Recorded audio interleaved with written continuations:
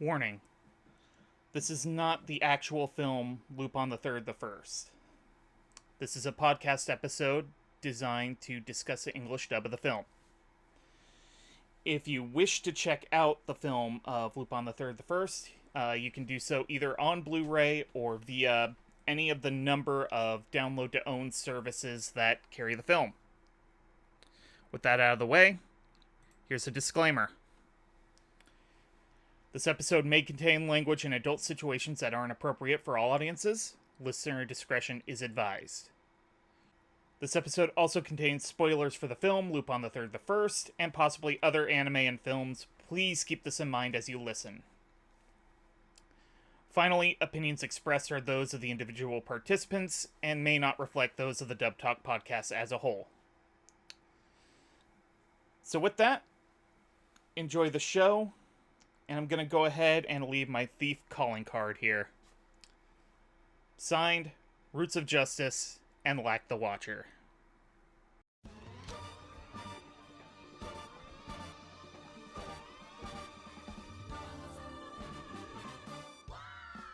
Hello, and welcome to another special edition of Dub Talk. This is Summer at the Movies. Yay! Yeah. The show where a bunch of nerds talk about thieves, stealing stuff, leaving calling cards, running from the cops. Tonight I am joined by fellow Dub Talk member and good friend, Lac the Watcher. Hello, everyone. And tonight, I'm pretty sure this is our first foray into the quote-unquote proper Lupin the Third dub cast. Where we'll be discussing Lupin the Third the First. Yeah, I guess that's right, because it's just been the Koike movies, hasn't it? Yeah. Yeah, I guess it has. Because you guys have never done like Mamo or anything like that, right? So. No, we've been talking about that and Cagliostro for a while. Yeah. Maybe one day those will get off the ground. Cagliostro is like it's a whole other can of worms, though. So you know. Yeah. Kind of Mamo is too, but not so much to that extent. So.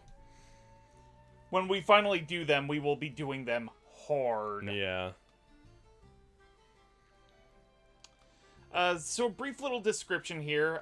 This is the 2019 CG animated film from TMS Animation and Marza Film. It's basically the thing that got a lot of people into Lupin. So. Yes. So I have a little plot description here, courtesy of ANN.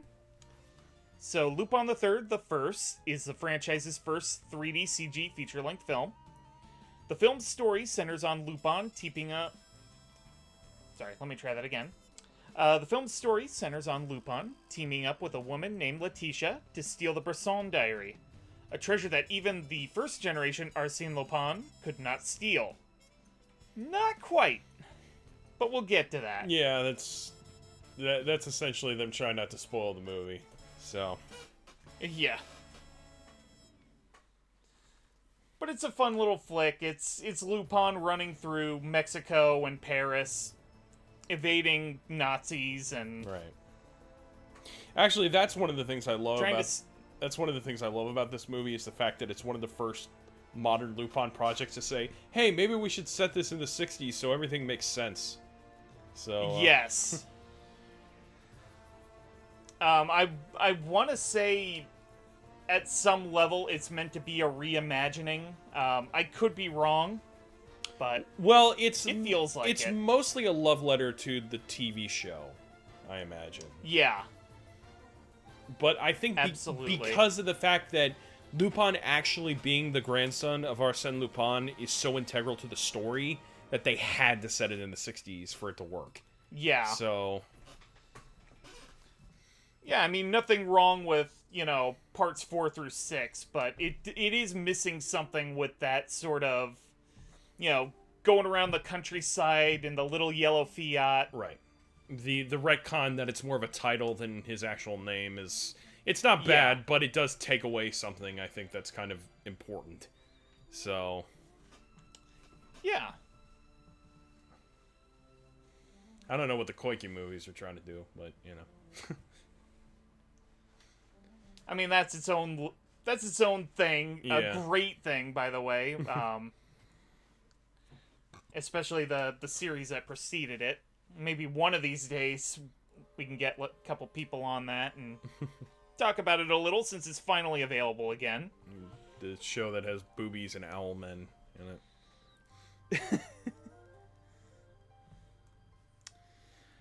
So, since we will be discussing the dub, first and foremost, let's go ahead and discuss the ADR directing and script writing. First off, for our directors, we have Michael Sinter-Nicholas and Stephanie Shea. You would be familiar with their combined directorial work from things like Your Name, Lou Over the Wall, and Mirai. The script adaptation is from one Richard Epcar. And he doesn't do a lot of script writing, but if you happen to see things like Ghost in the Shell 2 Innocence, Bo, the first season, and he also worked on a lot of entries with the Lupin the Third franchise after Discotek started picking it up, and TMS decided, you know what, let's go ahead and get the team up with Discotek, get this stuff dubbed. Yeah. Yeah, well, I mean, like, he's been basically shepherding the franchise here in the States since it really came back, honestly. I mean, they talk about, in their kind of... They talk about, there was a cast sort of roundtable in the Blu-ray for Lupin the First, where they kind of talk about how they were even surprised that they were making this, honestly, because... Yeah. Because Funimation dubbed Lupin after Jinian, so there was kind of this element. I think it's Jinian. I want to say it was Jinian that was dubbing Lupin when they had that cast. But yeah, Jinian Pioneer, I believe. Yeah, Pioneer like distributed it, but Jinian was like the dubbing company or something. But yeah, they kind of talked about how like they figured it was gonna just from that point forward, it was probably just gonna be Funimation that dubbed Lupin, that they were kind of done with it. So, but yeah, they come back and now they are the primary dubbing company for Lupin the Third. So it's really funny. Yeah. And honestly, I went to Anime NYC last fall, and they had another Lupin the Third roundtable. This one kind of set up by Sentai Filmworks because they picked up part 6. And they got the cast together to kind of talk about their experiences, and that was actually really cool. Right. And you really got the sense that Richard Epcar really has been shepherding the franchise in English for a while. Right. Well, he's played 3 different members of the team, you know. So. Yeah. Yeah, and a joke he likes to make is, maybe one day they'll end up casting him as Fujiko. Yeah. I forget which version of the Cagliostro dub he voices Goemon in, but... because that's where he voiced Goemon, was in Cagliostro, but it wasn't in the David Hayter dub, I don't think. I don't know for sure, but... Yeah, at some point I need to pull out the UHD and check out the other dubs on that Blu-ray. You're right. I actually don't think I knew this was an NYAV dub. I guess I just figured it was Bang Zoom that did it. But that's really interesting, and I only just learned that it was Michael and Stephanie who were the directors of this one. I had no idea, honestly. But I guess that makes sense. And it also... Yeah? It also just kind of goes to show that, the core cast at a moment's notice can throw on the jacket and, kill it. I'm trying to... Did NYAV do, Neza? Or Nezha? Yes, I want to say. I'm trying to think of if they've done CGI movies before, because I assume they have. So... they have, in fact. Actually, they've also done another film from Marza Animation, and I actually did a Summer at the Movies episode with Andrew on it a couple years back. Oh, yeah? Dragon Quest Your Story. Oh, right. Okay, that makes sense. Does G-Kids work with NYAV a lot? Or... They do. Okay. I can't think of any film that has been dubbed directly by G-Kids that hasn't gone through NYAV Post. Maybe a few things in their early days and a couple of Ghiblis, but that's about it. That's really interesting, actually. And it's... I mean, I guess that's a testament to how the internet and how dubbing works nowadays, that you can go to New York and have a primarily, California-based cast. Not to jump ahead, but, yeah. That is very interesting. And I'm trying to think of if this would have been recorded in the pandemic era, and I think it would have. Yeah, this would have been late 2020, I think. 2021. Right, something like that. Well, it was released in 2020. The first time it was released was 2020, so I don't know if they would have recorded during the pandemic. Okay. Because I remember, early on in the pandemic, I think that G-Kids announced that it got the rights, or something like that. So I don't know. Okay. But yeah, this is all... It's also just a really good testament for NYAV Post being able to do these bi-coastal dubs, because they've been doing them for a while. Yeah. Yeah, they just did... I don't know if we're allowed to talk about this, but they did Memories, right? Yeah, they did. Yeah. So yeah, Discotech works with them too, so that's funny. But I guess Michael Sinterniklaas and Stephanie Shea are very reliable directors, so I guess it's very easy to work with them. So I can kind of see that. And it's nice that Richard Epcar did the script because of the fact that he has such a passion for this franchise. I don't think anyone in America loves Lupin the Third more than Richard Epcar. So... No, I don't think so. Yeah, otherwise why else would he have played Zenigata in The Woman Called Fujiko Mine? So... Yeah, I imagine he probably would have had to go to Texas in order to do that, so that in and of itself is pretty impressive too. Well, he was probably like, well, Michelle's going, maybe I'll go too, or something like that. Yeah. So... But, yeah, overall, the script and the directing, I think, are fantastic in this, honestly. Yeah. It's not easy to dub a CGI movie. So, you gotta give credit where it's due. Not everything is one-to-one. I'm just gonna say that. But I think it's very commendable how hard they tried to make the lip flaps fit. So... Yeah. And there's some clever choices in this, too. They made some clever choices in dialogue for this. So, yeah, that was a thing brought up with the Dragon Quest episode too, and that you basically have to treat this like a live action movie because you can't. While it would be nice, you are just not able to remap the lip flaps at all, and they are very clearly saying specific words. Right, like sayonara and stuff like that. It's like, yeah. See you later kind of works. It's not perfect, but at least it fits. So... Yeah, it fits. It doesn't look too awkward. There's a great moment that I like a lot when Lupin is saying, "Want an encore?" And I'm just like... And the lip flaps almost fit perfectly, and I'm like, oh, that was a really, clever way to approach, dubbing that. That gives it personality, and it managed to fit, too. So, thumbs up for that one. So...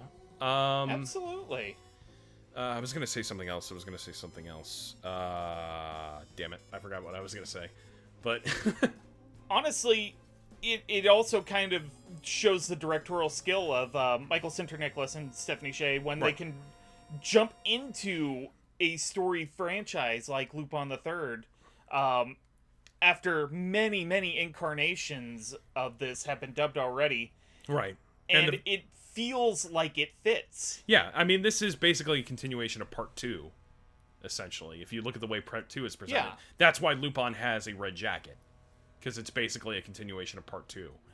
And I think Richard being there helped them a lot, I would imagine. Because I feel like he was able to bring the personality that he has learned over several years of these characters, not just of the character that he plays, but of the other characters that he has experienced with. So... yeah. Because, I mean, not only has he done script writing for Lupin, but he's also directed a lot of stuff for it. Right. So I feel like he would have a lot of experience with, character quirks and, how to get everything just right. But yeah, I think the direction and script writing was really, really good. Mm-hmm. Yeah, overall, I absolutely agree. I mean, you're talking to a guy who loves Berserk. So anything Michael Sinter-Nicholas does, gets a thumbs up from me. So, But, overall, I think that was very well executed. It's not... the lip flaps aren't perfect, like I said, but you know what? These people are professionals. They've been doing this for a very long time, and they really did the best they could with 3D animation. I remember what I was going to say. We are at a point now where big video game studios are actually being able to go back and change their CGI animations to fit the American, like the English dub lip flaps. So it would be nice if one day in the future, I'm not saying that studios have to do this immediately, I'm just saying it would be great if in the future, like animation studios can do that, where they can go back and change the lip flaps to fit other dubs so it feels more natural. I just would love to see that one day. I'm not saying I need that. I'm just saying it would be nice. So. Though I will say, 100%. And I know it's expensive too. Just saying. Yeah. But anyway. Yeah, the 100% fidelity to lip flaps doesn't bug me too much. It doesn't bug me either. It doesn't bug me either, honestly. But it is just like it's a shame, Yeah. Just as long as the performance feels natural, I can get into it. Absolutely, absolutely. And honestly, every time I come back to this, I'm like, oh, this is actually way more close than I gave it credit for the last time. So, Yeah. But, yeah. All right, so Yep. Oh, sorry. Go ahead. No, I was just saying, yeah, it's good. It's all good. Okay. So moving on to the characters of this film. Obviously, we have our gentleman thief, Lupin the Third, brought into action to attempt to steal the legendary Bresson diary, a legendary relic that his grandfather supposedly wasn't able to steal, but it later turns out that he kind of had a hand in creating the mechanisms to house and protect the diary to begin with. Right. And worked with Bresson himself to protect the Eclipse, this super powerful energy source, weapon, whatever you want to do with it, kind of thing.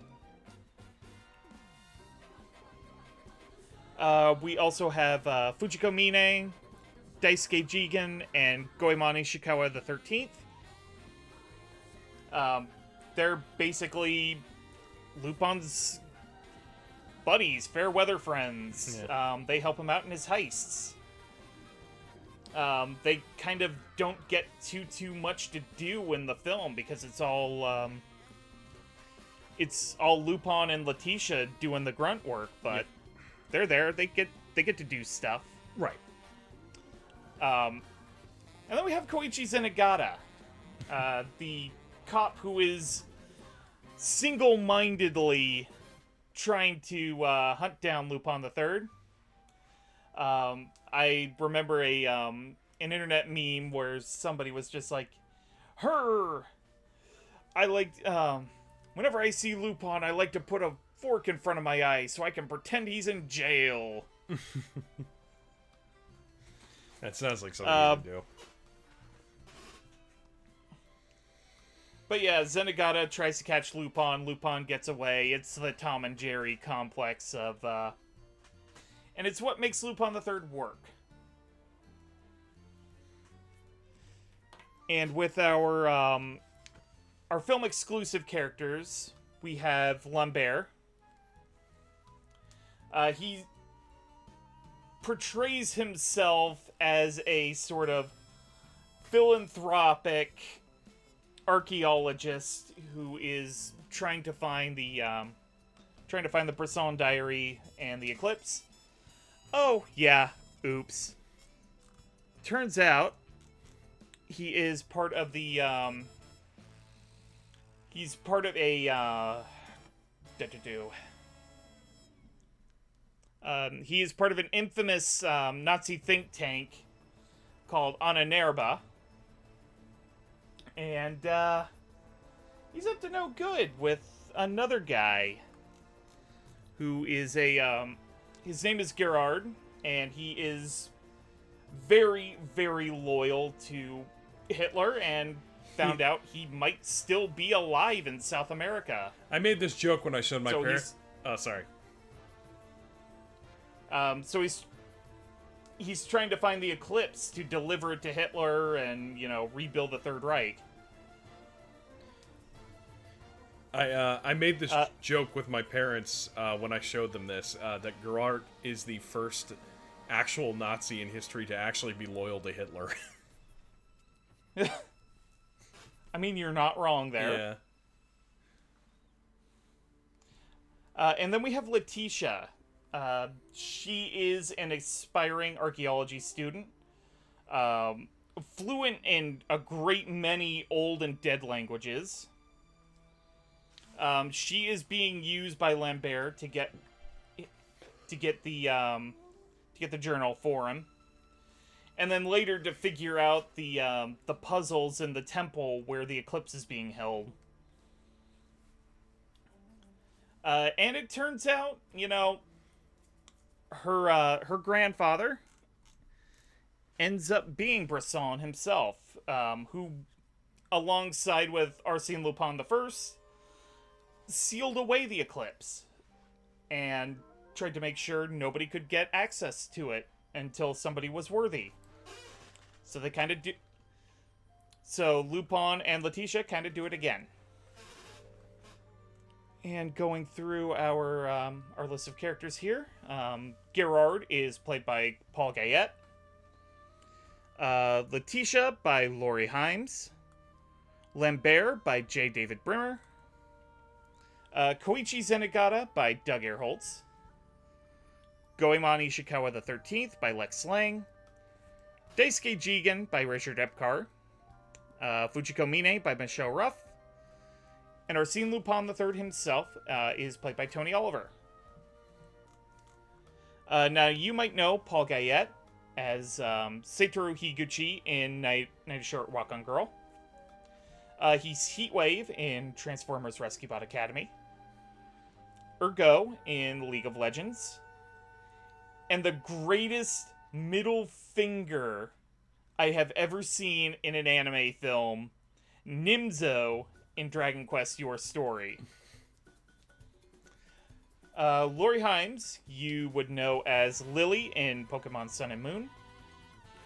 Mizore Yoraizuka in Liz and the Bluebird. And Saya Sasayama in Yu-Gi-Oh! RV. J. David Brimmer, you would know as Lieutenant Makoto Yamamoto in Irresponsible Captain Tyler. Eye Patch in Fully Coolly Progressive. Tatara in My Miracle. And Zod the Immortal in both the 1997 and Golden Age films of Berserk. Side note, the Irresponsible Captain Tyler Blu-rays are on clearance on Right Stuff right now if you want to get them before they're gone. So do it, friends. Yeah, I grabbed my copy before they disappeared. So it is 100% worth your time. Yep. Continue. So I just wanted to say that. Yeah, so Doug Airholtz is technically not from the Lupin the Third Part 2 cast. He kind of came in the discotheque era after the original actor who played Zenigata in Part 2 retired. Right. But you would know him in such other roles as TK in Digimon Season 2, Kenneth El Molloy Archibald in Fate Zero. Fuck that guy. Jean-Pierre Polnareff in JoJo's Bizarre Adventure. And Akihiro Artland in Mobile Suit Gundam Iron-Blooded Orphans. Yeah, he's like the youngest actor playing the oldest character, basically, I think is kind of the joke, basically. So Lex Lang, you would know as War Greymon in Digimon. Suguru Geto in Jujutsu Kaisen. Yuri in Megalobox, and he came back for Megalobox 2.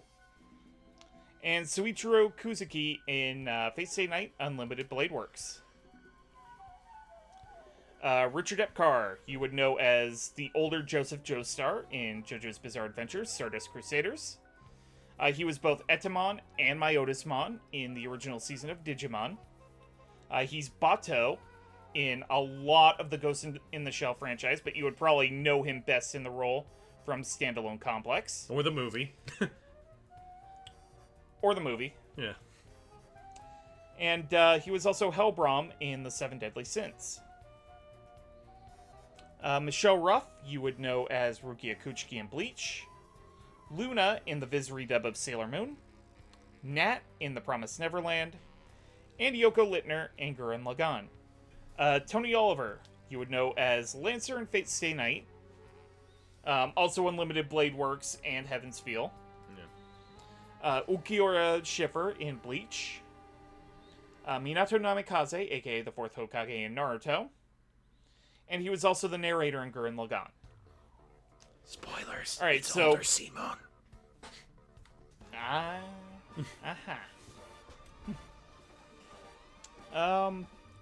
Honestly, I think I want to start the conversation with the movie exclusive characters.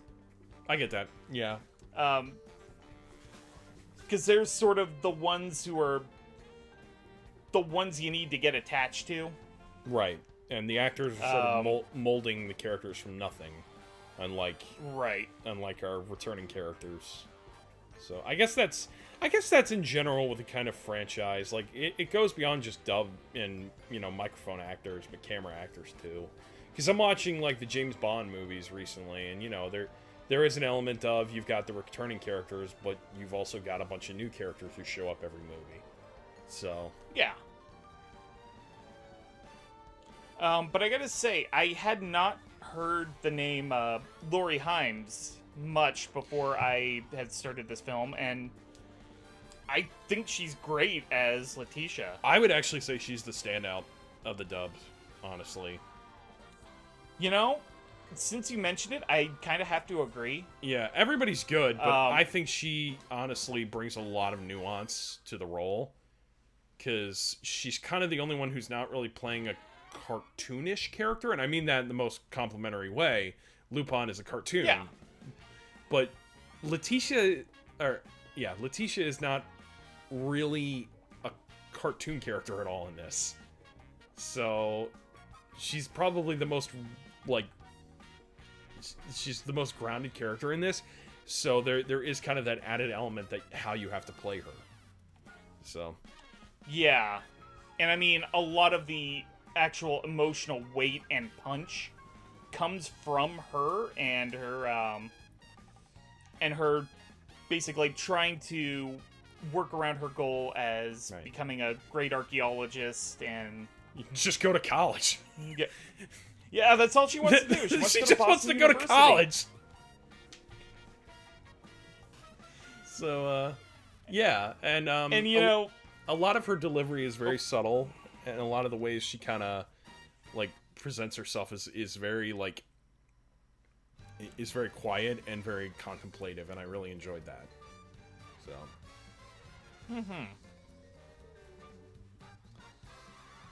and I've got to say, her interactions with with J. David Bremer as well. Because Lambert is a dick. Like, he is an abusive asshole to her.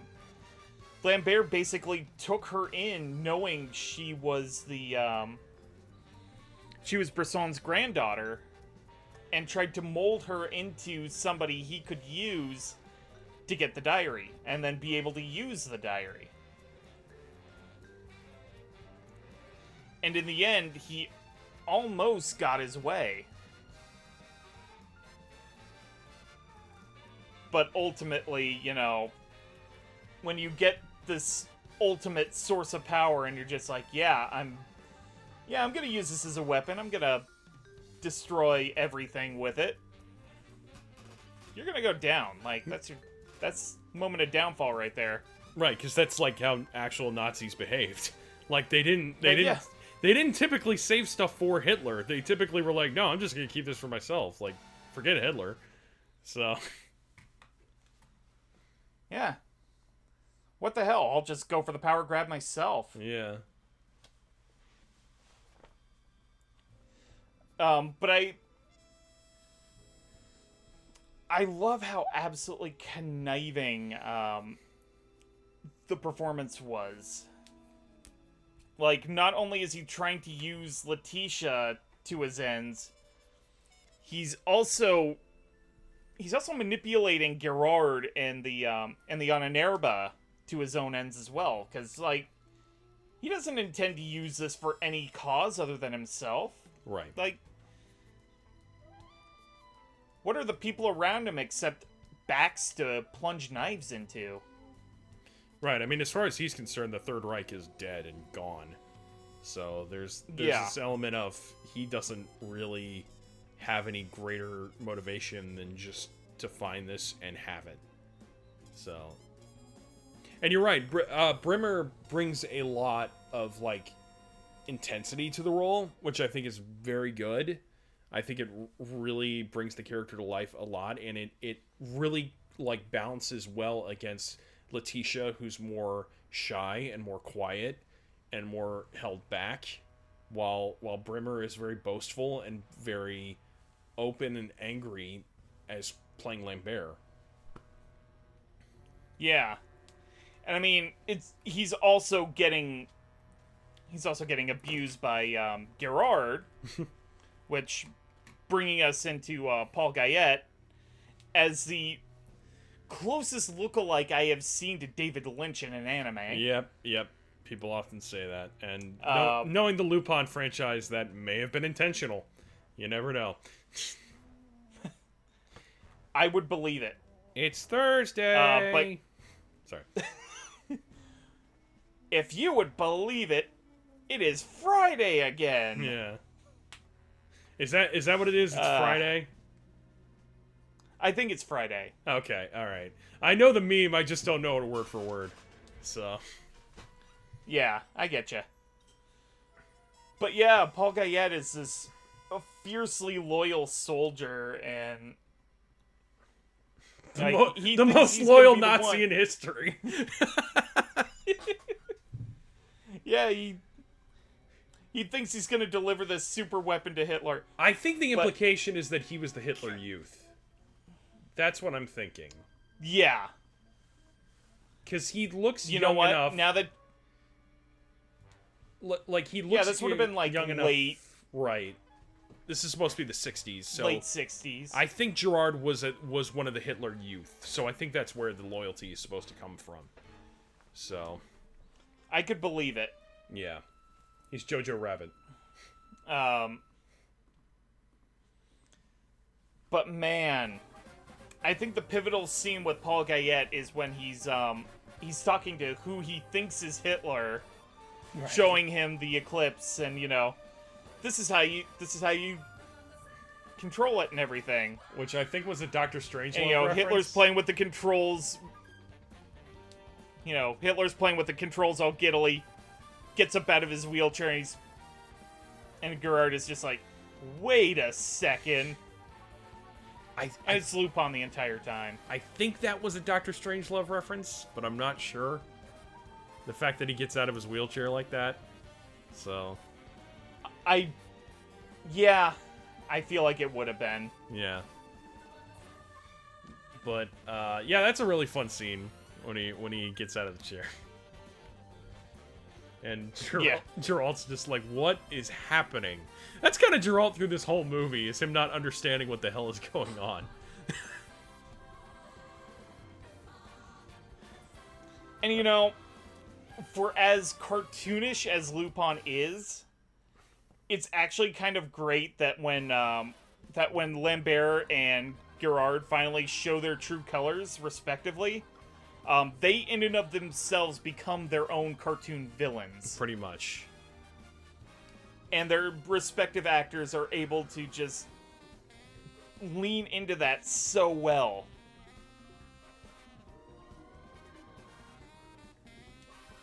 But I think we've done a pretty decent job mentioning how we feel about the well, I do want to say the new guys. Let's talk about the old.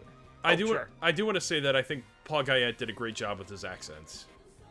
Like, yes, he's a relatively unknown, I want to say. Like, and the fact that he kind of came in and sort of, first of all, he's the only one who's doing an accent in this entire dub, so you got to give him props on that one. Yeah. And German accents are kind of fun. Like, honestly, they can be. So they are, but they're really hard to do, like, with any sense of realism. Pretty much. Believe me, I've taken 5 years of German between middle and high school. It's a fun language to learn, but not particularly fun to speak. And I guess Paul Guyette is a New York actor based on his yeah. Okay. So that makes sense. I guess Laurie Himes is too. Of course, J. David Brimmer is, because he's done a bunch of stuff for like 4Kids and stuff like that. Yeah. So yeah, I guess that's kind of it. Is like all the newcomers were played by New Yorkers, while the rest of them were played by California people. So that's fun. But I guess that's kind of the nature of the beast if you're gonna dub something like this and have returning actors. So yeah, especially when you move studios over, where you get everybody you need from where they came from, and then everybody else you just fill with what you've got.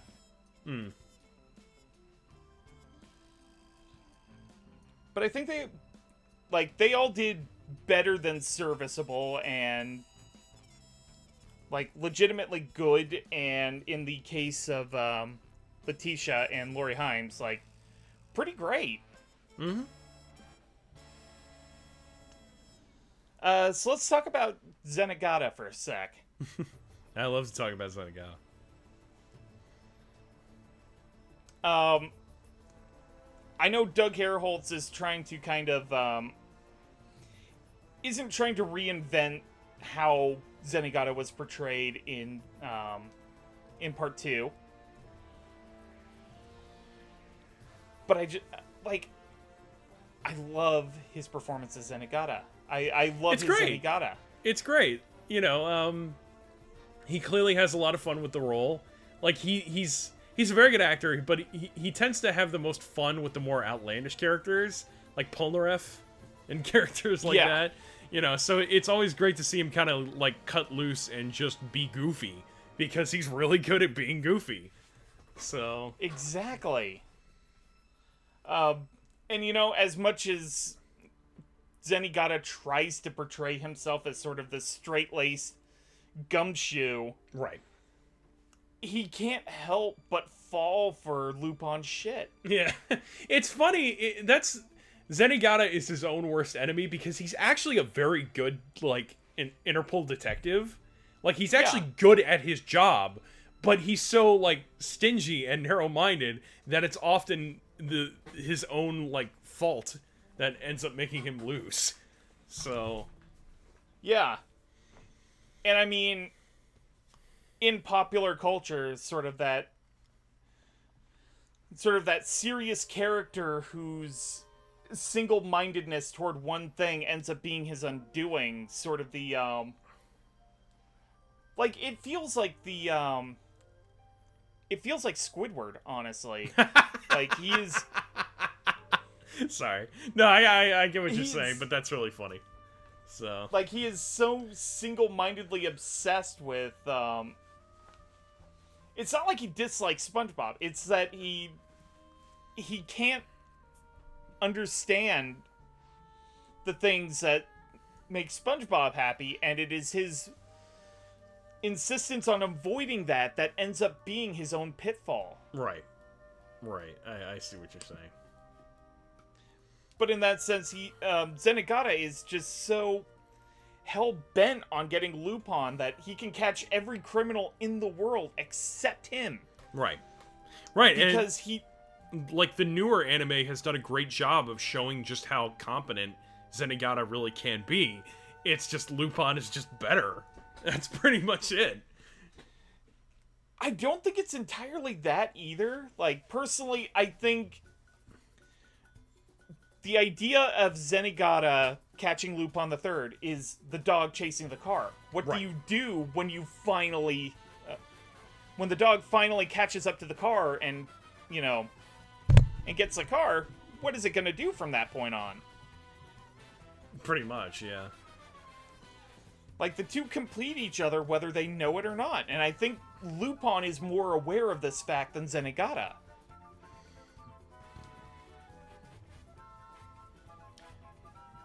Yeah, I would say so. I think some of my favorite parts of Zenigata in this, in Doug Earholt's performance specifically, are the moments where he's kind of acting professional. Like, those are some really good moments, like when he's trying to be like a gentleman to Letitia. Like, those are really good moments. Like, and I think Doug Earholtz delivers those moments really, really well. And yeah, like, there's not a ton to say for Doug, because he's not in the movie all that much, but it's always just a delight to see Zenigata, and Doug wears the role well. So it's always fun to see him. And now I just got the Blu-ray for part 1 where they dubbed all the episodes they never got to, and it's really cool, like, to hear them all. And Doug is still Zenigata in that.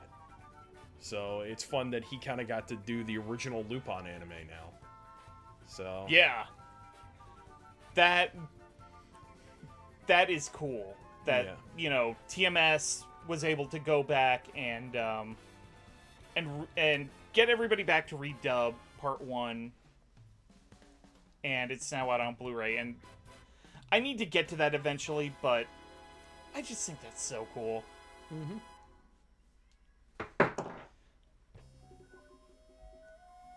And I think I'm going to go ahead and lump, Fujiko, Jigen, and Goemon together, because they're pretty much in the movie all the amount of same screen time.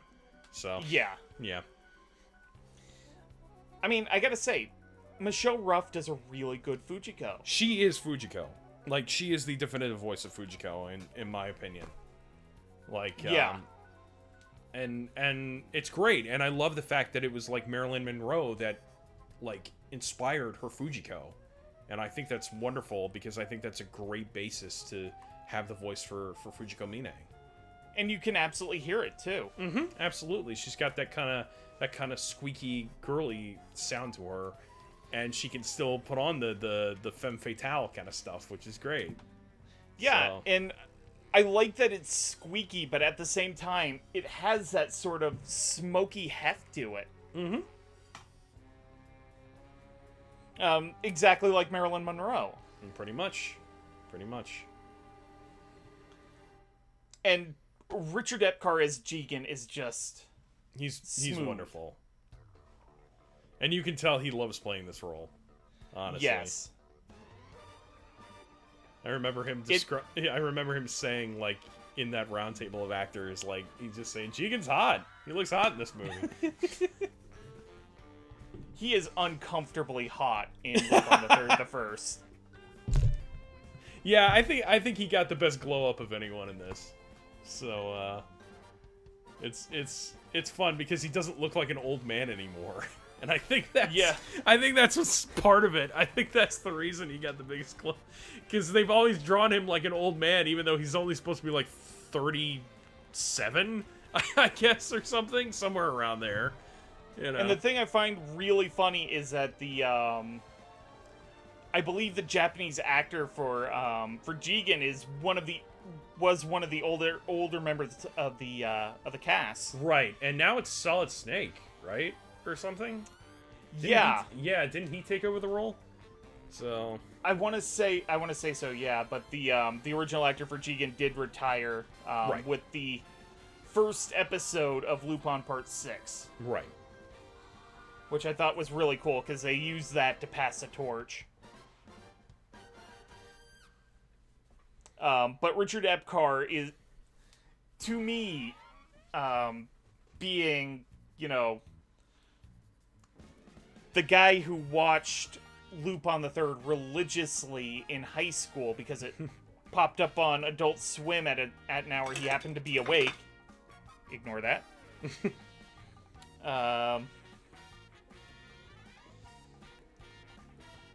Richard Epcar, to me, is Jigen. And I know many actors before him and after him have played Jigen, but... Yeah. And they've done a great job. Yeah, I guess the Funimation stuff never got on Adult Swim, did it? No. Okay. Yeah, I guess it would have been kind of weird, because they were all TV specials. So. And they did try to get... Funimation and Adult Swim tried to get the woman called Fujiko Mine on there, but they just... could not get it to pass standards and practices. Which is surprising, because even though it's adult, it's not that bad, but maybe this is a discussion for another day. So. Yeah. But yeah, to sum up, Richard Epcar is my Daisuke Jigen. He's fantastic. He came into this movie and just lit every scene he was in on fire. And to be honest, Goemon's kind of a quiet character anyway, but I like Lex Lang as him. He gives it the right awkward energy. Yeah, I would say Lex Lang had the least amount to do in this stuff, unfortunately. But, yeah. That's but okay, he did get to do one of my favorite scenes in the film, which was which was at the end when they were trying to get to the eclipse, and his sword was... They needed something made out of meteorite, and it turned out it was his sword, but he couldn't leave it behind. Right. Zuntetskin. And when he finally does, he's just like, yeah, forgive me, Zuntetskin. Or Zunket. Whatever it was called. Zuntetskin. Zuntetskin, thank you. It's okay, they pronounce it Goemon for some reason. Can't win all the pronunciation battles. Yeah. Love you guys if you listen to this. Just want to make that clear. I love you all. Yeah. You all are very wonderful actors. And I think we finally come to it. The man of the hour. Yep. Tony Oliver as Lupin. Which, the thing I love... It was particular with part 2, but it also really comes into play here. Is Tony Oliver gets the fact that Lupin the Third is able to squash and stretch. Yeah.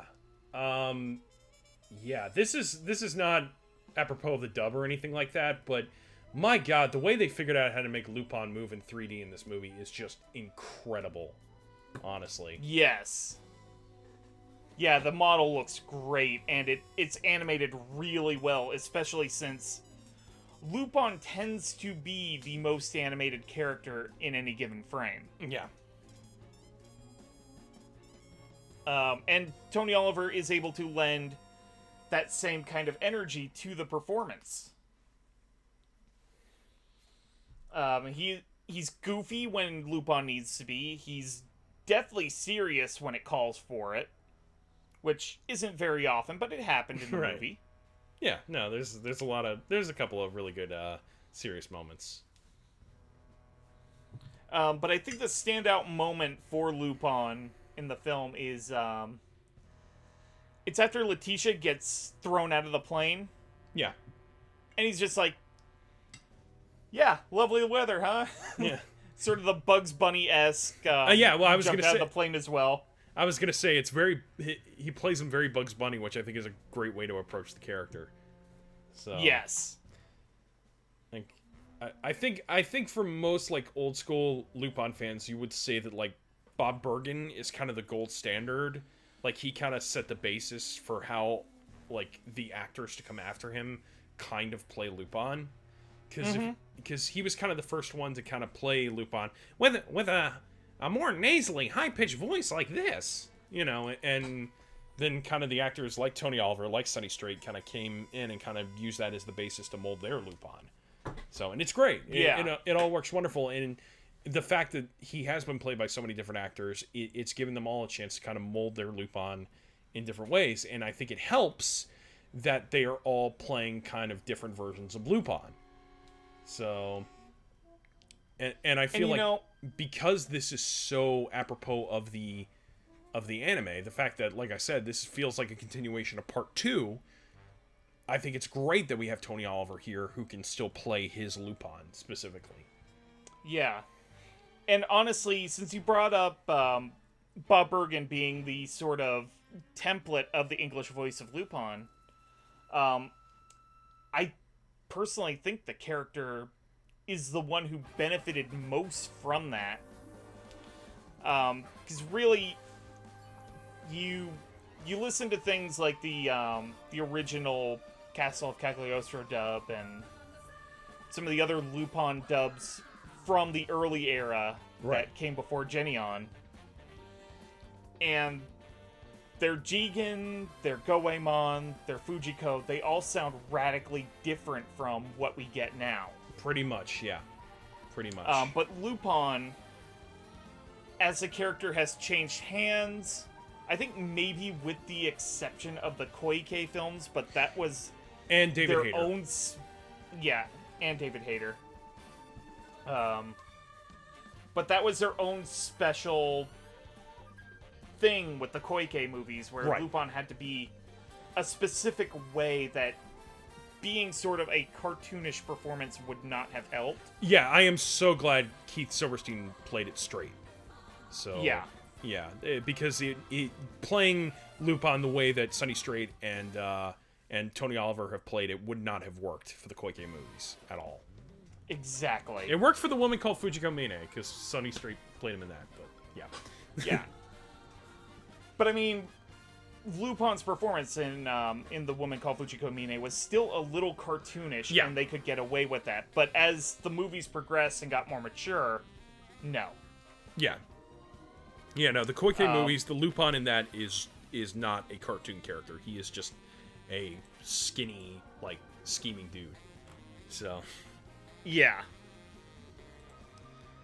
But honestly, with the with sort of the 3D rubber hose animation with Lupin, Tony Oliver really got a playground. Oh yeah. Or a sandbox to play in. And really kind of took the goofy Lupin persona into new directions, and I love it to death. It works really well in this movie. Like it all flows very well.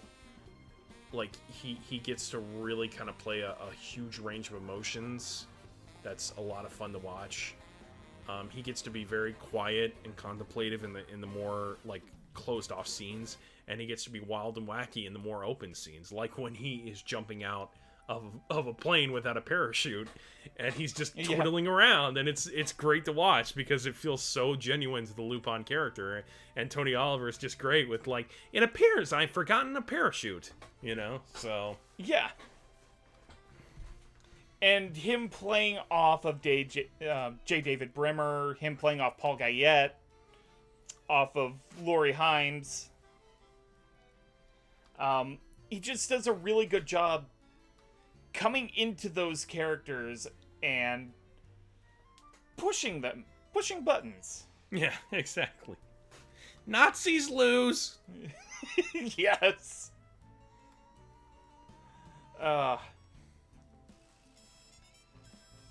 But it's just him being this cartoonish foil to Lambert and Gerard. Yeah. Two men who take themselves way too seriously versus Lupin, who's a guy who never takes himself seriously at all.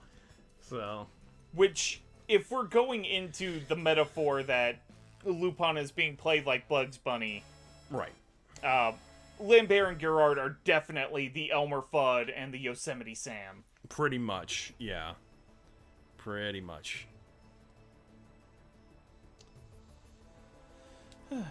So, are we ready to go into final thoughts? I guess so, yeah. Alright. Honestly, I wasn't sure what to expect when I came into this film. But it ends up being a really fun... It feels like a throwback to, not Indiana Jones films, but sort of the adventure serials of the 40s and 50s. Right. While also being an actually pretty well put together heist film. It feels approachable to wide audiences.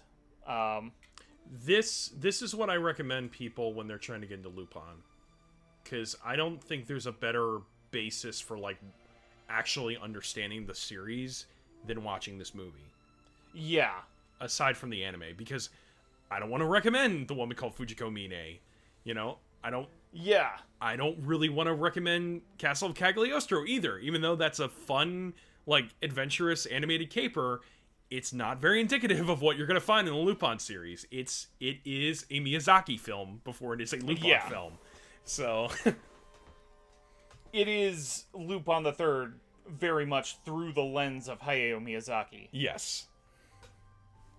It's a great movie, but it is not a good Lupin movie. So, and yeah, this gets the character of Lupin the Third, and the other members of the core cast get to shine in their own ways, but they're not like... I think my only complaint is they're not really given much to do. Like, you could have done just Lupin, Letitia, Lambert, and Gerard, and it would have been a competent film. But yeah. I am glad they're there to sort of round it out, and they kind of come together in the final act.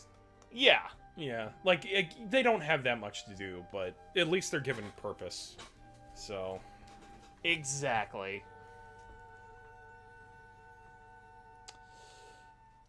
So how do you feel about the film? Well, it's funny. It's funny you brought up how you didn't know how to initially feel, because my initial thoughts when this was announced, before it was ever announced that it was going to have a dub, was that they were going to get a completely new cast. Like, yeah, because of the fact that G-Kids got it, my assumption is that they're going to get a whole new dub cast for it. And part of me was like, I'm okay with that. Like, I understand that this is a new Lupin property, and no... aside... Well, I don't want to get into it too much, but no Lupin dub crew is necessarily sacred. But... yeah. And I think that's just a product of the franchise rather than necessarily the talent level of every actor. Exactly. But I was pleasantly surprised when I found out, nope, they're getting the Ginian dub. They're getting the Ginian cast. And I was like, oh my god, wow, G-Kids actually really cares, I guess. The fact that they're willing to do this. Like, my assumption was that they were going to get, like, a cast of known celebrities. And again, I would have been okay with that. It would have been interesting to see, like, a celebrity cast for Lupin. And I wouldn't have said, oh, this is sacrilege because this is a new Lupin. But the fact that G-Kids actually went so far as to get Richard Epcar, and the fact that Richard Epcar got to bring all of his friends and all of his colleagues along to do this, it was really great, and it made it feel more authentic. And it made it feel like I'm just watching the next evolution of the Lupin franchise.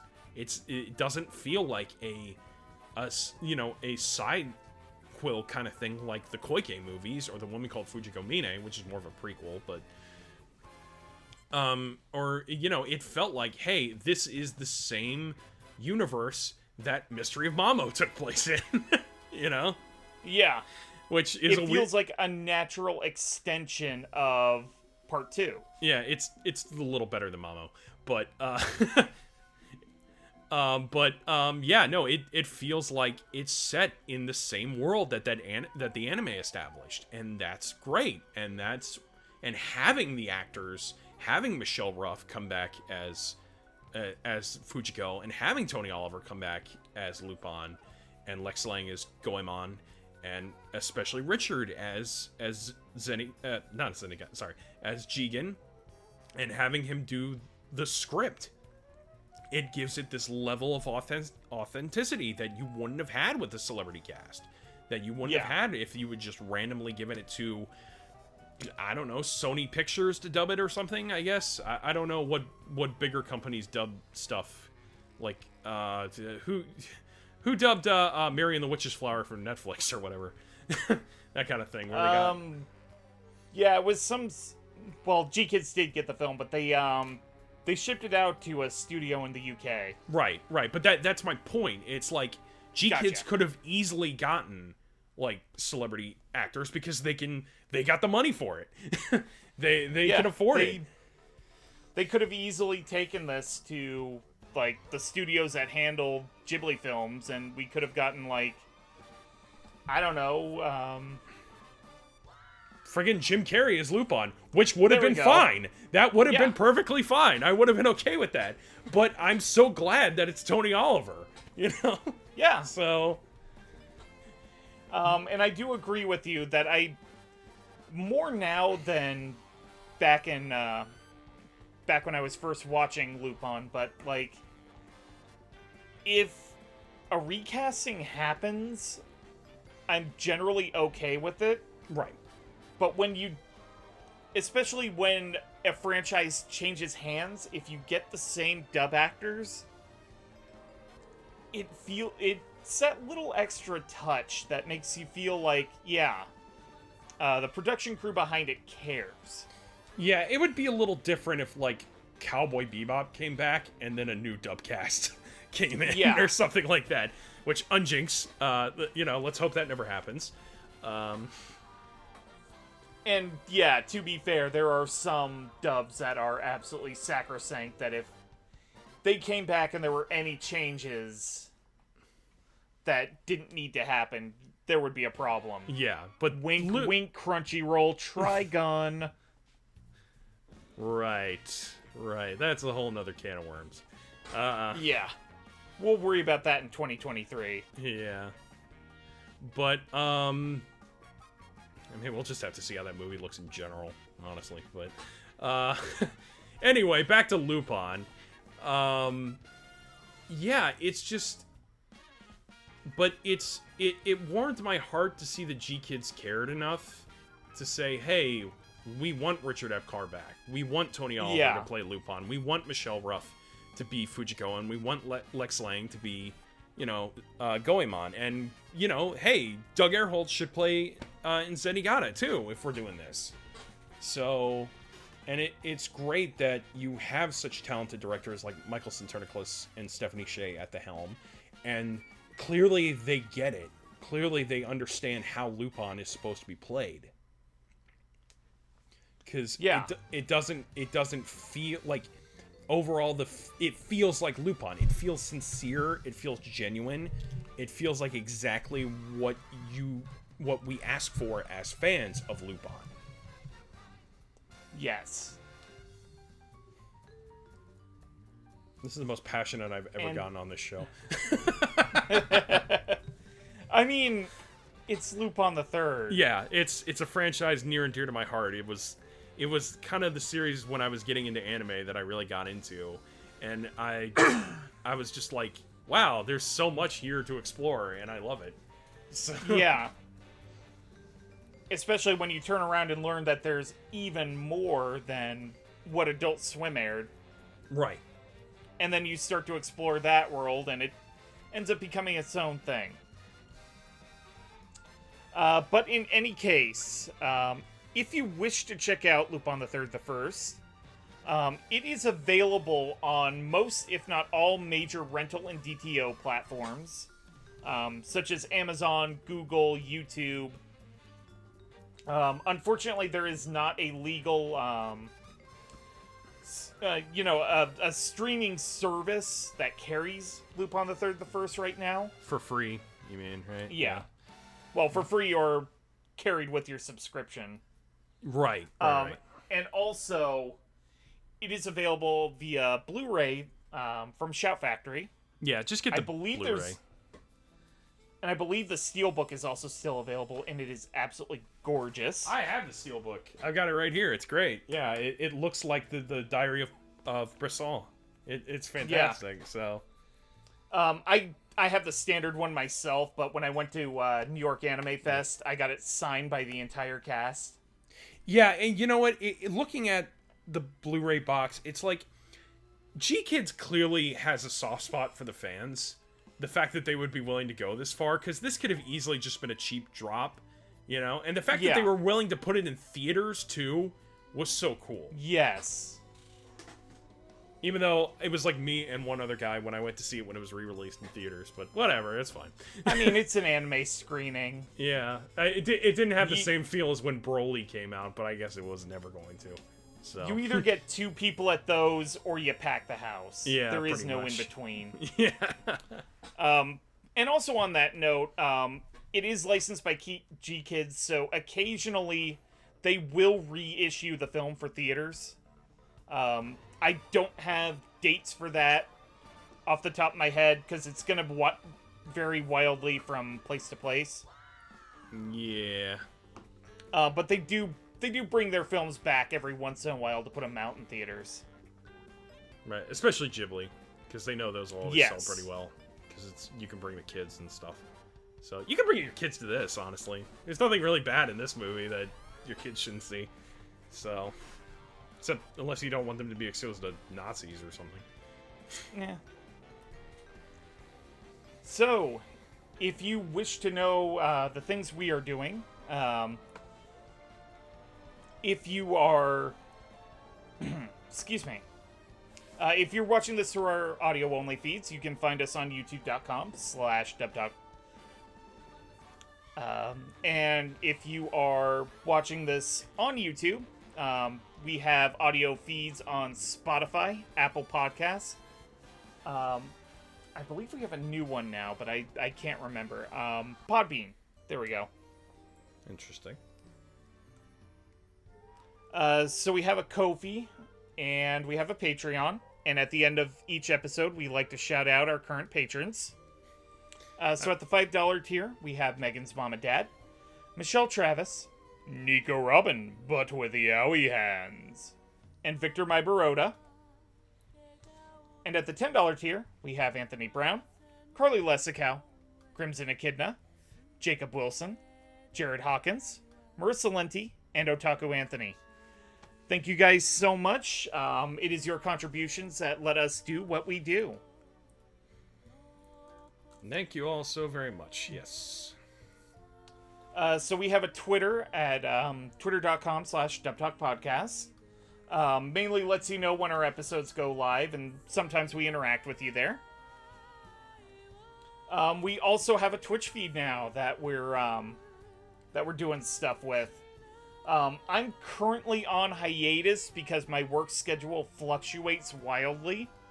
But I am, when I can stream, I am doing a playthrough of Final Fantasy VII Remake. Great game. Love that game. I know, right? I played quite a bit of it on PS5, and now I have it on Steam, just as an excuse to play it again. Nice. Alright, and, Lac, why don't you tell us where we can find you? Alright, well, the best places you can probably find me are on TikTok, at Lac the Watcher. I'm also on Twitter, at Lac the Watcher, but I don't really use my Twitter much anymore. I got a little burnt out from Twitter. Yeah, I hear ya. I have a newish YouTube that I've been uploading most of my TikTok stuff onto. It's Lac the Watcher Dubs. You can find it pretty easily. I'm on the road to getting 600 subs, which is pretty cool. Nice. Instagram at Lac the Watcher. I don't really update my Instagram all that much, but if you want to follow me there, that's cool. But yeah, TikTok is mostly where you'll find me. I actually just recently, a month ago, uploaded a Lupin-based sketch where I voice all the characters in it, and it was really fun to do, and it did pretty well, actually. It got over 1,000 likes. And I also just did a JoJo one with me as Dio and Jotaro that actually got me up to 7,500 likes, which is really cool. I just passed the 6,000 mark of followers on TikTok, so I'm moving pretty well. So yeah, if you want to keep up with me, that's probably the best place to go. So. Okay. And I am Patrick, aka Roots of Justice. You can find me on the twitter.com at Roots of Justice.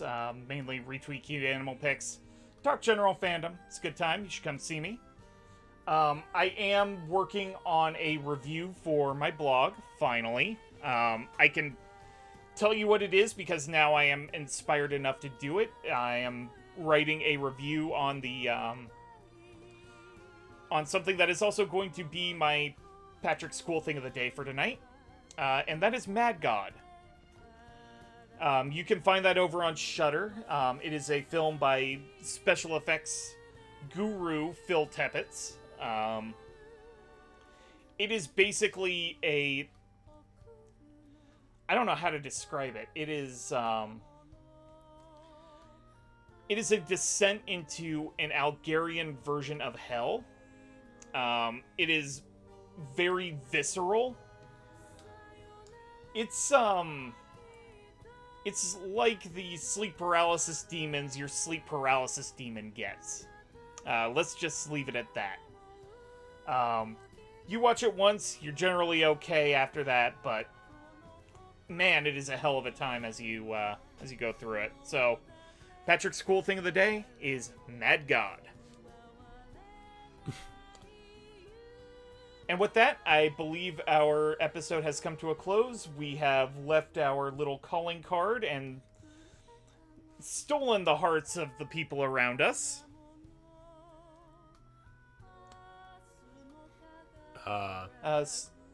Yeah. Oh, sorry. I was like, was that my cue or something? Or what's going on? Yeah, if you wanted to add a little something into that. Okay. I don't really have anything. I didn't understand. Yeah, no, you're good. Yeah. Yeah, so with that, from the Dub Talk podcast to you, the listener, we wish you a good evening, and otaku on the daba. And click.